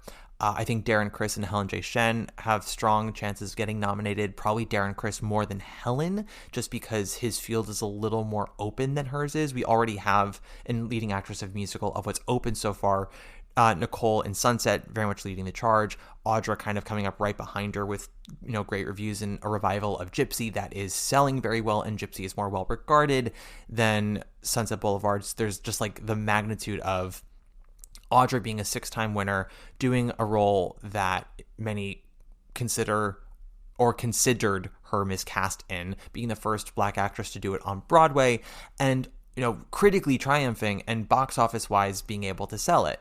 So that's a lot of it's confirmation, I suppose, of success to bring into the Tony Awards. And then we also have Sutton in Once Upon a Mattress, who also got very strong reviews.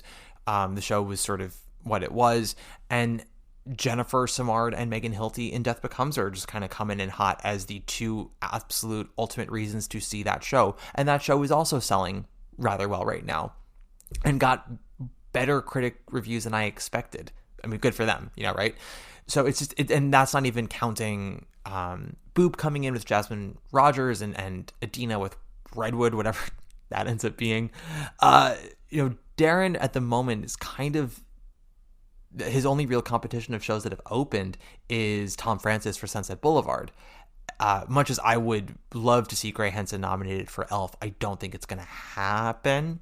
I just don't think that the Tonys have ever really respected that show. They don't really respect limited holiday engagements. They feel more like cash grabs than, Tony-worthy things to them, which is a shame because I think that this year Elf is, has done much better work than some other things that were not holiday entries. With Revival, it's definitely Sunset v. Gypsy. It's going to be 4 slots, I think, because it's 6 possible. We've got Gypsy, Sunset, Once Upon a Mattress. Elf, I'm pretty sure, is eligible, so that's 4. Floyd Collins, Last 5 Years, and Pirates. So 7. We've got 7 contenders, which means 4 nominees. I think Gypsy and Sunset Boulevard are absolute locks at this point. We'll see what happens with Floyd Collins. It could absolutely get in there for the Lincoln Center of it all. It's also just a genuinely good musical. So even if this production is only sort of okay, I think that's enough to push it in. Also, I think it'll probably get Jeremy a Tony nomination. We have new musicals. We still are waiting for the Bobby Darin musical, which I'm sure will get Jonathan Groff another nomination just because he's playing a real person. The Tonys love to nominate people playing real people. He's coming fresh off of his last Tony win, so it'll be confirmation that it was, the right choice to vote for him. It'll be interesting to see how everything sort of shakes up with play. Play is fascinating because we've had already some pretty great entries. We have Hills of California and Oh Mary, which at this point I would say are locks. Eureka Day and Cult of Love are very much coming in, knocking on that door, wanting to get seen. In the new year, we've got Good Night and Good Luck. We have John Proctor as the villain. What else do we have? I wonder if Picture of Dorian Gray is going to be considered eligible for original or revival. I'm going to say original because even though it's based off of a book, and I think that book has been done on stage before, this is the first time this version has happened, so I think it'll be considered a new play. What are other ones coming in the spring? We have, hold please, English. I think English is going to be considered a new play. I'm almost positive. We also have Purpose. Yes, I think Purpose will be an interesting entry. And then Stranger Things. So with that, I think Purpose and English are going to be the ones to really look out for entries for Best Play. I don't think that Hills of California or Oh Mary have anything to worry about in that regard. With Revival, we've had Our Town, we've had Romeo and Juliet, we've had Yellowface. I think those are the only 3 best revival play so far. But we have Othello coming in, we have Glengarry Glen Ross, and yeah, I think that's it. Othello and Glengarry Glen Ross. Yeah, those are the last 2 to come in, unless there's a play revival that's been announced without a theater attached that I'm not thinking of. If that's true, please let me know in the Discord channel. I think that Othello and Glengarry Glen Ross are definitely shows to look out for. Othello, it's classic Shakespeare. It's already, selling out because of Jake Gyllenhaal and Denzel Washington. It's definitely much feeling like an event. I think the weird thing about Glengarry Glen Ross is that it's playing the Palace. So weird. And that's not an epic play. That's a play that's played the Golden and the Schoenfeld. This is even with the star power of it, I feel like it's going to get swallowed in that theater, even if it is a good revival, if it's well acted, if it's well staged, well designed.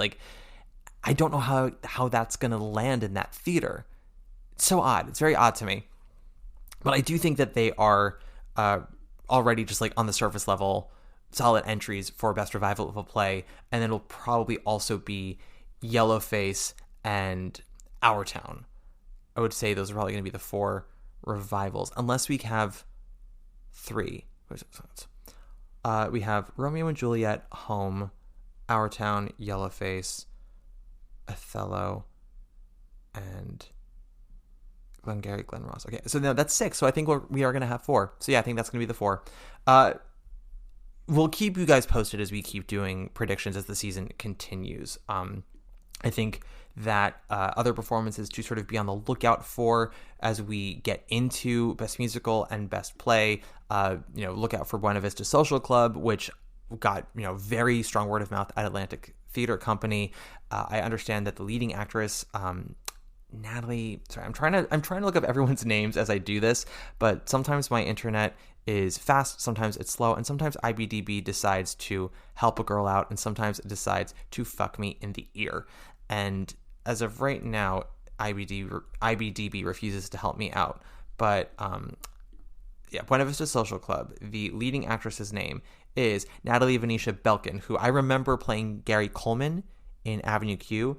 Word on the street is that she is absolutely phenomenal in this show and could very much be in the running for actress in a musical. Obviously, we mentioned Adina in Redwood, Jasmine in Boop. Smash is going to be a very fascinating case because the word from the workshop was that it was fun and that there were some good things about it, but that ultimately it was kind of a mess book-wise. And again, when the book is... It's one thing for the book to be passable and everything else around it to be incredible, but when the book is bad, it really doesn't matter how good any of your numbers are. The whole thing feels like lipstick on a pig. And it's a shame because, the cast is so phenomenal. I'm so happy we've got John Bellman back on Broadway. I've heard great things about Bella Coppola in the show, and Robin Herder, of course, is like just a genuine triple threat. So they could really come in hot in featured actress and actress in a musical this season. I'd say featured actress in a musical is kind of wide open at the moment. We, of course, also can't forget Last 5 Years, which, whether you like the show or not, that show is meaty material for 2 actors. And I think Adrienne Warren is a phenomenally gifted musical theater actress. I'm not sure if she's who I would think of for Kathy. Just I've always found Kathy to be quite the wounded flower who masks it with a cool girl persona and a very sharp sense of humor. But there's so much that's bruised about her, and I have never seen Adrienne Warren portray that, which it's entirely possible that she can and just hasn't been given the opportunity. But I've always equated Adrienne Warren with strength and force, and I think she's gonna like mop the floor with Summer in Ohio. I think she might even do a really lovely job with See I'm Smiling. But I'm sitting here going like, what's climbing uphill gonna be like? That might be a very intense climbing uphill. And then Nick Jonas as Jamie, I love that he's in his daddy era, and I actually think he's kind of come into his own as an actor, but mostly on screen. I don't know how he's going to handle it vocally. I don't know how he's going to come off on stage as a performer. And Whitney White as the director is such an interesting choice. I loved what she did with Jaja's African hair braiding. Again, never seen her do a musical before, but it'll be interesting nonetheless. Dead Outlaw is very exciting. Last minute entry. Very excited to see how that does. It's an odd musical, but it's a fun one. And if we can get that and maybe Happy Ending as best musical nominees, the other 3 can be a mishmash for all I care. I'll be happy to have those 2. We'd have 2 very strong pillars in that category. Let me do, rather than keep on, predicting things that I can't really predict yet, let me tell you what I would nominate so far of this season for each category. Now, I have forced myself to do a minimum of 2 nominees and a maximum of 5 per category. This is not necessarily who I think is gonna get in, but if you're like, hey, Matt, of the season so far, who would you nominate? And what would you nominate? So I'm gonna be a dick, and I'm gonna go at the categories people care about least and work my way up, just to make you make you work for it a little bit. So first, we've got sound design of a musical, and I would nominate here maybe Happy Ending, Sunset Boulevard, and Swept Away. Very strong sound designs by all three, both in terms of the crispness of the voices, the balance with the orchestra, but also just the effects. There's some really wonderful sound effects in all three. Sound design of a play would be Job and McNeil. Just Job on a technical level is so well done, and McNeil on a technical level has a lot of strong artistic stuff about it. It is not incredible, and as the season progresses, that might get phased out. But Job is like pretty locked in here for me. Lighting design of a musical, I got 4. I have Death Becomes Her, maybe Happy Ending, Sunset Boulevard, and Swept Away. Again, that might phase out as the season continues, but right now those are 4 lighting designs that I really, really enjoy. Of the 4, I would say Death Becomes Her is my lowest, but Sunset Boulevard, Swept Away, and maybe Happy Ending have pretty fucking artful lighting designs. Lighting design of a play, Job, Our Town, Romeo and Juliet, Hills of California. As I said, outside of Kit Connor, the lighting is like the only thing I really give a thumbs up to on Romeo and Juliet. I think it's very stylish, very tasteful, and very theatrical. Hills of California is a bit more of a subtle lighting design, the way it plays with shadow, the way it plays with memory, but it's very effective for me. Our Town, the lighting is like the only thing I find artful in that production. And Job, again, on a technical level, I think that show is very well executed. I could see pretty much all of them getting swapped out for later plays this season, but as of right now, yeah, those are my 4. Costume design of a play, Cult of Love, and Oh Mary. Oh Mary, so far it's like the only real period piece of the nominees. I thought about Hills of California, and the costumes are good in that, but something about Cult of Love, where it's a modern play where the costumes just make sense for the characters. It's subtle, but it works, and there are enough small flourishes to catch people's eyes of just what the costumes mean about the characters, how they differentiate from each other, how they're the same. You can see sort of who's family, who's not, who's an outsider, who's not, and who's butting heads and who's not. Costume design of a musical, for obvious reasons, Death Becomes Her. Those costumes are absolutely insane. Paul Tazewell has done a really phenomenal job. He's having quite the year with Wicked, too.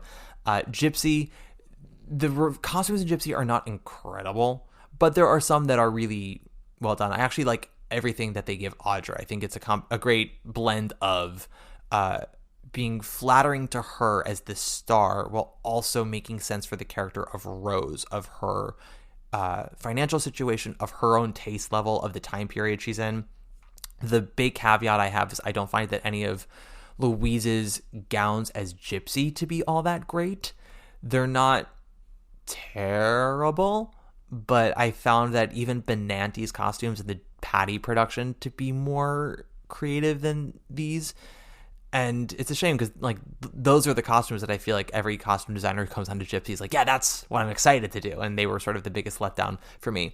Third is Once Upon a Mattress, which those costumes, they're not amazing, but for me, they were more representative of the idea of Broadway fun, of like Broadway actors doing summer stock and having fun with it, than the set, which just honestly was both cheap and made no sense to me. Scenic design of a play, Job, again, that's not really going to change much for me. McNeil, which is an impressive set, but it's really more just sort of here right now.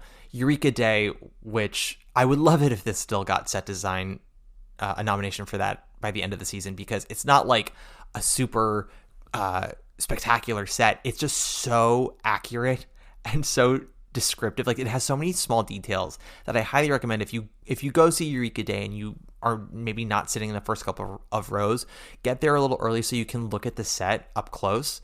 Because, I mean, the books that they have and the signage, it all takes place in the library of the private school, and the details of the set are incredible, and it made me guffaw. My last scenic design for a play nomination here is Hills of California. That's not changing. I think that set is absolute art. Scenic design of a musical, I would nominate Death Becomes Her. Again, it's spectacle done very well, very tastefully. Sunset Boulevard, which may sound shocking because a lot of people say there is no set. There is a set. That screen is part of the set. How they use the lighting, how they use the cameras, it's all part of the set. And it's very effective, and it all falls in line with that production and its viewpoint.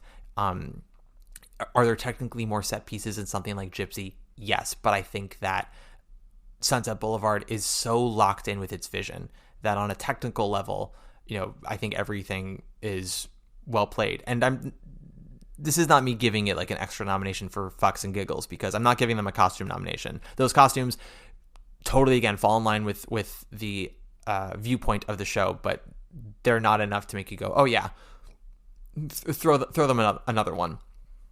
My last scenic design of a musical Tony nomination here is Maybe Happy Ending. And even if Maybe Happy Ending doesn't make it to May, which again, it absolutely could, it's looking like it could, but if it doesn't make it to May, there's no world in which they don't get nominated for set design and lighting. That design is too spectacular and too well crafted to not.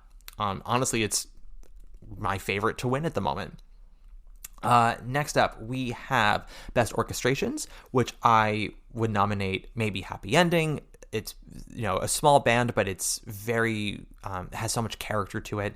Swept Away, it takes, jukebox material and does a lot of really creative theatrical work with it. And then Death Becomes Her, a score that I don't love, but I do think has a lot of flair to it. I really like the orchestrations, particularly in my favorite number, Tell Me Ernest. I think there's a cowbell in there at one point. That I must be boring you senseless. I'm just so glad that you both are here. It's just that I've got a fever, and the only prescription is more cowbell. That is my Christopher Walken. Best choreography. I have David Newman for Swept Away, Liam Steele for Elf, and then Ricky Tripp / DeWitt Fleming Jr. for A Wonderful World. I gotta tell you, of these three, like Liam Steele and Elf, that is my number one right now. I thought his work on that show was so good. Not perfect, but like a genuine 8.5 out of 10. And, Newman and Swept Away for me is like a 7 out of 10. Ricky Tripp, DeWitt Fleming Jr., also sort of a 7 out of 10. Death Becomes Her has solid choreography. It's definitely not Gattelli's best. I think his best stuff in it is probably the For the Gays Madeline Ashton number. I don't really love what he gives the ensemble for all of Michelle Williams' stuff. And then, I'm trying to think what else. Like, I think the choreography in Mattress is fine. I don't really love the choreography in Sunset Boulevard. I think it works for some things and doesn't work for others. I don't like the choreography at all for Gypsy, which breaks my heart, because, like, I thought going in that Camille A. Brown was, like, going to win this category. And she'll probably get nominated at the end of the day, but I'm not nominating her in my current specific decisions. It's not these are not predictions. These are just who I would do. Director of a play. Right now, I would pick Sam Mendes for The Hills of California, Sam Pinkelton for Oh Mary, and Lee Silverman for Yellowface. I feel like it's all pretty self-explanatory. I think that Hills of California as my number one of the season right now, it would be blasphemy not to nominate Sam for not only his work with the actors, but working with Jez on that play and the script and carrying the tone and the pacing. I know some people had issues with the accents at first. They had issues with, diving into it in the first 10 to 15 minutes. I would argue there are a lot of plays where the first 10 to 15 minutes take a minute to warm up. You're trying to get to know all the characters, and you're doing a lot of brain work of figuring out who everybody is and what they mean to each other. Oh Mary kind of just comes in hot right at the start, and because it's so dumb and simple in a lot of ways, you don't have to do that work, so you can just sort of be into it at the beginning. I think Sam's comedic work in this is really spectacular. I would have loved to have seen what he could do with Death Becomes Her, because he has some really great stuff in this. And then Lee just really, has a great hold on Yellowface. Director of musical, my only two right now are Michael Arden for Maybe Happy Ending and Jamie Lloyd for Sunset Boulevard. Such creative and visionary work on these shows that work a lot more than they don't for me. And even when they don't work, I'm not sitting there baffled. I'm sitting there going like, okay, that just wasn't as good as The Last Moment. But I think Michael probably does more consistently phenomenal work in Maybe Happy Ending for me than Jamie Lloyd in Sunset Boulevard. But yeah, they're both nominees here. Featured actress in a musical. Ooh, we're switching things up. I currently have, for my picks for who I would nominate, Jordan Tyson for Gypsy as Dainty June, Jenny Harding Fleming for A Wonderful World, and Darlicia Searcy for A Wonderful World. Those two women were definitely my favorites of the Four Wives. As I said, the Four Wives were the highlights of the show for me, and those two were the highlights of the highlights. And I don't see them getting in at the end of the day. but I mean, they could, as I said, featured actress in a musical is kind of wide open. And in Gypsy, the two women who really stood out for me were Jordan and Melinda Hull. And I think Melinda Hull's track, unfortunately, is too small to get her noticed, so I'm just giving her roses again right now. But Jordan really, as I said, probably the best Dainty June I've seen live, and would be inarguably the best Dainty June of all time if I thought that the production was stronger and supported her better. But she is doing really strong work in this. Featured actress in a play, I would nominate myself, Molly Bernard for Cult of Love, Shailene Woodley for Cult of Love, who really surprised me with how good she was in that. Helena Wilson in The Hills of California, and Amber Gray for Eureka Day. If I had my way, I would nominate all the women of Hills of California. But I had to cap this off at 5, and I couldn't think of which of the other two sisters to nominate. So I was like, fuck it. Like, I'm going to just pick the one who I absolutely would, for sure, no doubt, like Desert Island pick, and then spread some love elsewhere. As I said, everyone in Cult of Love is doing a really good job. I think that Shailene Woodley has the hardest part of a character that is objectively supposed to be the most hateable, and making her pretty disgusting while also giving you moments where you have to sort of feel pity for her and making her a person. It's so easy to make Diana just a total caricature, and I thought that Shailene did a really good job of making her a person for what is also, by the way, her Broadway debut. So props to you, mama. Amber Gray in Eureka Day has the second best role after Jessica Hecht and eats it up so much and goes toe-to-toe with her in all of their scenes and really does wonderful stuff. And then, yeah, Helena in Hills of California, Island pick, and then Molly Bernard in Cult of Love. Molly would probably be my vote for the win in this category, and I'm not even sure she'll be nominated at the end of the season, but I loved her character and I loved what she did with it. If you've ever watched Younger, Molly is so good on Younger, taking a role as well, speaking of Shailene Woodley, who on paper could be so annoying and sometimes is annoying, but finding facets to it to make it surprising and making her character still feel like a person even when the writing is like total caricature. She's just very talented that way. Featured actor in a play, my two nominations right now are James Scully for Oh Mary and Francis Ju for Yellowface. I would probably give Francis the win. James is also my most improved from Off-Broadway with Oh Mary. He was already very good at the Lortel, but he just found a way to make me buy that role more in the first half, pre-twist, than he did Off-Broadway. I think just having time with it and listening to audiences has helped him a lot. Francis Ju in Yellowface is my vote for the win right now. He's in a play where everyone is very good. He is just exceptional and really gets you on his side. And I would love it if he got nominated. I think because Yellowface is a lock for a revival nomination, we could get him in there. The problem is with Othello and Glengarry Glen Ross coming in. It's like, oh God, is recency bias gonna kill that? Are we going to give Conrad and James nominations for Oh Mary and then like two guys from Glengarry Glen Ross and then like somebody from Our Town or Othello? It would be a shame because Francis should be in there. Featured actor in a musical, I currently would nominate Stark Sands for Swept Away, Michael Urie for Once Upon a Mattress, and David Thaxton for Sunset Boulevard. I'm going to try to see Sunset Boulevard again in January when Mandy goes on because I didn't get to see David the last time I saw it. It was his understudy who did wonderful work. But I like David a lot, and if he is as good as his understudy was, and by all accounts he's even better, he would be a pick for me for nominations for myself. And then, yeah, Michael is just like my MVP of Once Upon a Mattress since Harriet Harris didn't carry over with it. And Stark is, for me, the most fully defined performance of Swept Away. And I do have some bias about that because I love him. I think he's so good. Best book of a musical, my nominations would be maybe Happy Ending and Death Becomes Her. Same thing for best score. I can absolutely see Death Becomes Her kind of getting needled out for score as we continue on with the season. But as of right now, those are the two for both categories.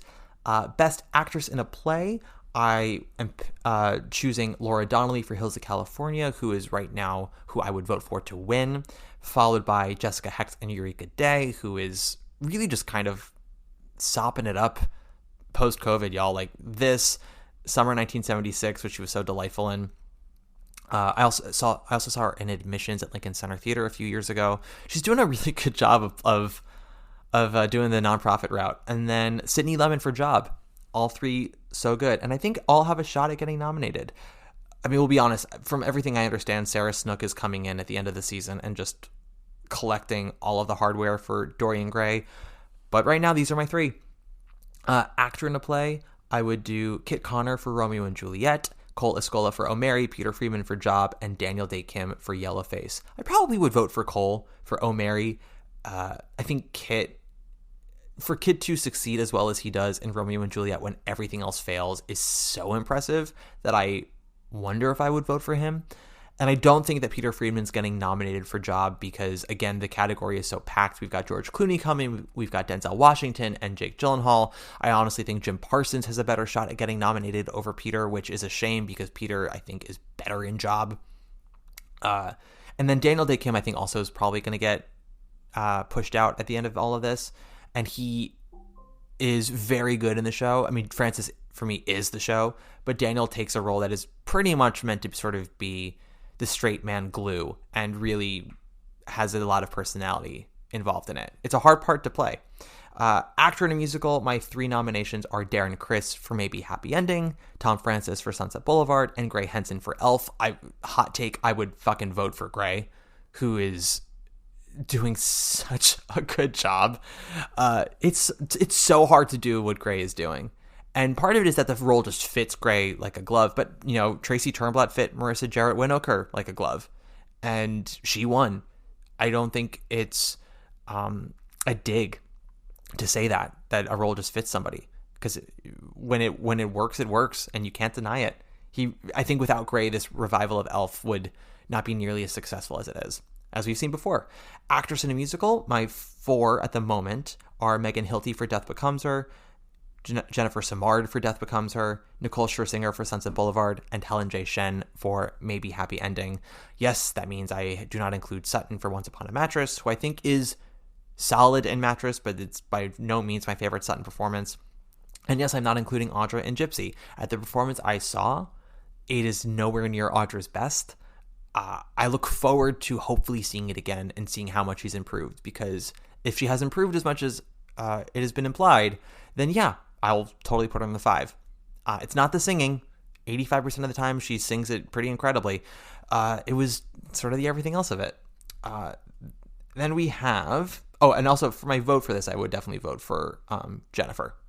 Nicole is a close second.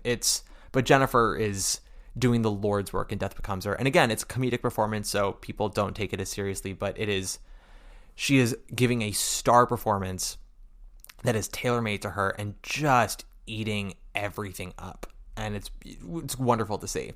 Best musical revival, my nominations are Sunset Boulevard and Elf, with probably me voting for Sunset.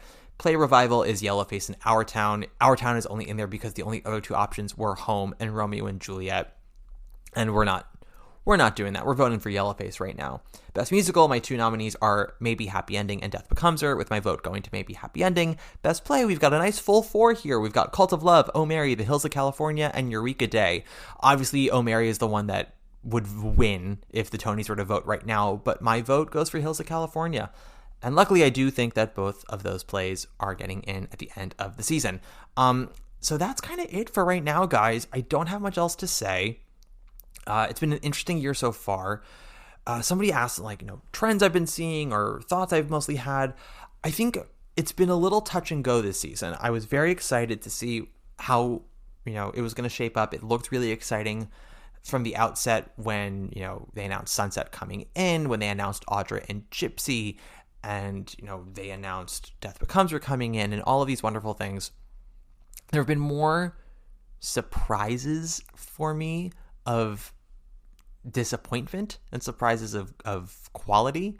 Maybe Happy Ending absolutely surprised me. That kind of came out of nowhere, and I know we all sort of dismissed it when it was announced, so I'm thrilled to say that it was just so genuinely lovely and well crafted and beautiful to look at, well performed, and I really wish it nothing but the best. I was disappointed with Tammy Faye. I know when we talked about the season earlier this year, that kind of came in with London with Buzz, with Olivier nominations and wins, and it's coming into the Palace, they must have a lot of hope for it, and that just really kind of bummed me out. In A Wonderful World, I'd heard all the work they had done on the libretto, and ultimately all for naught. And, Romeo and Juliet looked fascinating. Sam Gold had just triumphed in Enemy of the People, but I just don't know if Shakespeare is a good fit for him for the most part, because this is also now coming off of his King Lear and his Macbeth. He also did a Hamlet at the Public that was very divisive. I know his Othello at New York Theater Workshop was praised, and I wish I had seen that. But yeah, more disappointment than anything. Romeo and Juliet disappointed me. Tammy Faye, McNeil, Gypsy, honestly, Our Town disappointed me. Once Upon a Mattress didn't disappoint me because I didn't love it to begin with, but I did think it was a little weaker. Swept Away very much disappointed me. And then, yeah, even something like Death Becomes Her, which I liked, disappointed me because I wanted to love Death Becomes Her. Maybe if I get a chance to see it again, knowing sort of what it is and not having I don't think I had sky high expectations, but I heard enough strong word of mouth that I was ready to have a ball, and I just had a very nice time. So I think I'm looking forward to the second half of the season, but again, with trepidation, open-minded, arm's length, because there aren't many things so far this season that I loved. I think we have Hills of California and O'Mary, and then I would say Love Minus is maybe Happy Ending, because that's a couple steps above really but not but one or two steps away from Love itself. So yeah, Hills of California, O'Mary, Love, maybe Happy Ending, Love Minus. Really liked Cult of Love, Eureka Day, Yellowface. Really enjoyed Sunset Boulevard, Elf, and Death Becomes Her. Fascinatingly recommended. Job, if not necessarily loved it. And then mid to disappointed everything else to full on hated with McNeil and Left on 10th. Yeah, I feel like we started in a similar place last year where we had a lot of hope for things that did not follow through, and then had more hope for the spring. And then once again, it was the plays that came through that really made the rest of the season successful last year, and a lot of the musicals disappointed. I mean, I remember last year we talked about how The Notebook was coming in with all this hype, and maybe that was our best musical frontrunner after a disappointing fall. And then The Outsiders kind of came out of nowhere and took over. So we'll see what happens. I think Dead Outlaw coming in the spring is very exciting. I'm interested to see if any work has been done on Boop, what that work is. I'm excited to see if Buena Vista Social Club lands on Broadway, if Operation Mincemeat lands with Broadway audiences, and if I see it again, if it lands any better for me. I would like to give it a second chance. It just didn't really do it for me in London. So, yeah, we'll see. And then I'll be interested to see with Sunset and Gypsy how they duke it out with all of their nominations, and if they dominate nomination-wise, or if a lot of the new musicals are able to kind of take up enough room that both Gypsy and Sunset get a smart handful, but don't necessarily overwhelm. I don't know. We'll see. That's kind of it for now. You guys have a great rest of your 2024. We'll see you in the new year. We will be back in 2 weeks with Come From Away, which is, again, one of our shorter deep dive episodes, and finish out the Grab Bag series, and then talk about my new series after that, which is sort of Grab Bag adjacent, as well as some new pop-up Tony episodes throughout January, February, and March, and some reviews. And yeah, that's it. You guys take care of yourself. Hope you had a great holiday and a happy new year, and I will see you soon enough. Who should we have close us out today? I'm gonna say, I'm gonna say Adrienne Warren, because I don't know if we've ever had her close us out before, and I'm interested to see what she does with Last 5 Years. So, on that note, take it away, Miss Adrienne. Bye.